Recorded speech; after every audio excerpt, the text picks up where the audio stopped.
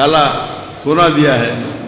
میرے نزدیک آج سب سے امیر انسان بل گیٹس اور جیف بیزوس نے ہمارے مسلمان ہیں. لیکن افسوس کی بات ہے کہ ہم دیکھتے ہیں کہ ہم سب جگہ سے پیٹے جا رہے ہیں اور ہم کو سب لوگ فٹ بال کی طرح لات مار رہے ہیں. اور 57 ملک ہونے کے باوجود 57 مسلمان میجر ملک ہونے کے باوجود ہم اپنا کام نہیں کر سکتے. جب ہم پہ اٹیک کرتے ہم فلسطین کی دفاع نہیں کر سکتے. یہ سب اسی لیے میرے نزدیک میں سمجھتا ہوں کہ ہم قرآن اور حدیث سے دور گئے. پہلے دیکھیں گے آپ، اللہ کے رسول کا دور تھا، خلفاء راشدین کا دور تھا، صحابہ کا دور تھا. ہم تعداد میں کم تھے لیکن ہم ٹاپ پہ تھے. ہم دیکھتے ہیں کہ 8ویں صدی 9ویں صدی میں یورپین کہتے تھے ڈارک ایجز، اندھیرے کا دور. کس کے لیے؟ ان کے لیے. مسلمان اتنی چوٹی پہ تھے کہ اگر آپ کو سائنس ٹیکنالوجی سیکھنا ہے تو لازم ہے کہ آپ عربی زبان سیکھیں. تو غیر مسلم عربی زبان سیکھتے تھے سائنس اور ٹیکنالوجی کو جاننے کے لیے. اور آج ہم دیکھ رہے ہیں ہماری حالت کیا ہے. میں سمجھتا ہوں کیونکہ ہم قرآن و حدیث سے دور جا چکے ہیں.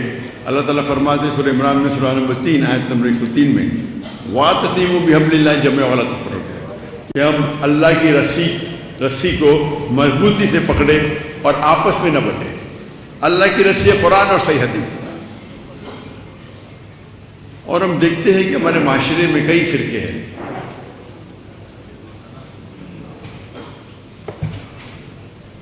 شریعہ یہ کہتی ہے کہ چھوٹا نقصان اٹھاؤ بڑے نقصان سے بچنے کے لیے.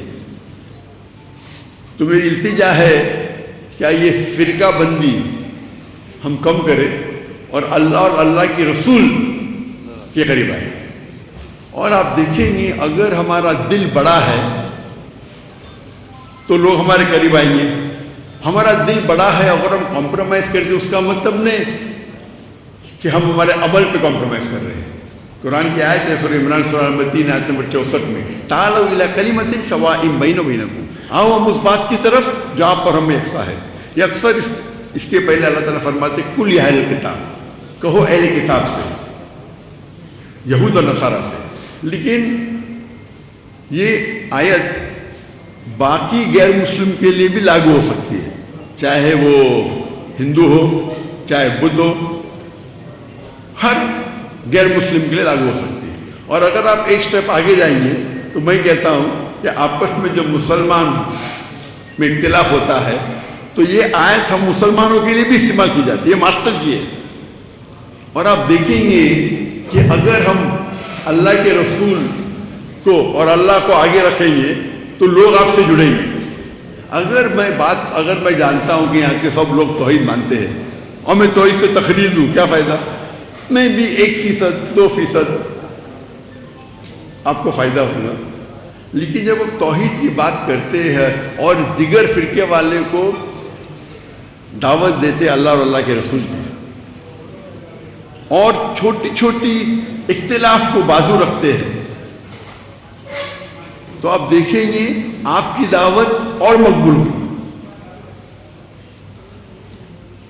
اور یہ اصول ہے کہ فتنہ قتل سے اور بدتر ہے. تو آپ دیکھیں گے کہ میں شیخ دیدار صاحب سے متاثر ہوا اور دعوت کے میدان میں آیا تو پہلے جب شروع کیا میں ایک دم نرم تھا، کوئی رزلٹ نہیں. پھر میں ماشاءاللہ ایک دم شیر بنا دیدار صاحب سے زیادہ. اس کے بعد پتہ چلا جو آیت میں پڑھتا ہوں ادعو الی سبیل ربک حکمہ، حکمہ سے بات کرو، کبھی نرم کبھی گرم کبھی سخت، لیکن اکثر نرم ہونا چاہیے. ضرورت ہے تو شیر کے جیسی بات کرو، لیکن شیر کو گرجنے کی ضرورت نہیں. وہ جنگل میں آ جاتا ہے تو لوگ سمجھ جاتے ہیں کہ یہ شیر ہے، گرجنے کی ضرورت نہیں. تو ہم اگر اس طریقے سے ہمارا مین مقصد ہونا چاہیے کہ اللہ اور اللہ کے رسول کی طرف آئے، نہ کہ وہ ڈاکٹر ذاکر نائک کی تعریف کرے. اگر میں چاہتا ہوں ڈاکٹر ذاکر نائک کی تعریف کرے تو دنیا میں شاید مجھے تھوڑا شہرت مل جائے، لیکن آخرت میں بہت مشکل ہے. ہماری رضامندی ہے اللہ کی رضامندی. تو میں یہ نہیں کہتا ہوں کہ عقیدے پہ کمپرومائز کرو، کبھی بھی نہیں کہتا ہوں اور کبھی نہیں کروں گا. آپ نے دیکھے جب اسلام آباد میں خواتین آ گئے تو میں میرے حجاب نہیں توڑ سکتا ہوں، میں اتر گیا، دنیا مجھے گالی نہیں چلے گی. اور اگر میں قرآن اور حدیث پہ سخت ہوں، ضروری نہیں ہر انسان سخت ہو. آپ جب دعوت دیں گے تو اللہ کی طرف بلاؤ، لیکن نہیں میں جیسا ہوں میں ہی صحیح ہوں، یہ پرابلم، میں بھی صحیح ہوں بولنا چاہیے. اور اختلاف ہے جب ایک ہوتا ہے فرد، ایک ہوتا ہے افضل. تو فرض کے اوپر آپ زور دو، مجھے اعتراض نہیں. افضل پہ کیوں زور دے رہے؟ آپ افضل پہ زور دینے جاتے ہیں تو کیا ہوتا ہے؟ اختلاف ہوتا ہے، آپس میں جھگڑا ہوتا ہے، فتنہ پیدا ہو جاتا ہے. تو آپ کو اور آپ بڑے بڑے علماء سے جب ملیں گے، مثال کے طور پہ آپ اگر مدینہ میں سے بھی جائیں گے، ان کے علماء کے ساتھ بیٹھیں گے. مثال کے طور پہ شیخ سعود اشرف، ماشاء اللہ جتنے ائمہ ہیں حرم کے، میں سب سے زیادہ ان کی عزت کرتا ہوں. اور جب وہ بمبئی میں ہیں تو ہم ان کو مختلف مساجد میں لے کے گئے،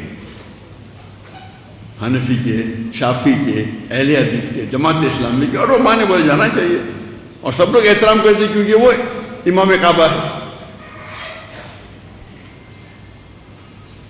اور ہم جانتے ہیں کہ جب آپ مسافر ہیں تو افضل ہے کہ عصر کی نماز 4 رکعت کی 2 رکعت ہوتی ہے. جب وہ گئے حنفی مسجد میں تو وہاں اختلاف ہوا تو انہوں نے بولے نہیں میں 4 پڑھوں گا. انہیں نہیں کہا 2 ہی پڑھوں گا، افضل ہی کروں گا. کیونکہ اگر وہ کہتے تھے نہیں میں 2 ہی پڑھوں گا، کیونکہ 4 پڑھنا بھی جائز ہے، افضل ہے 2 رکعت پڑھنا. تو ایسے موقع پہ ایک عالم یا ایک مسلمان کو جاننا چاہیے کیا افضل ہے کیا فرض ہے.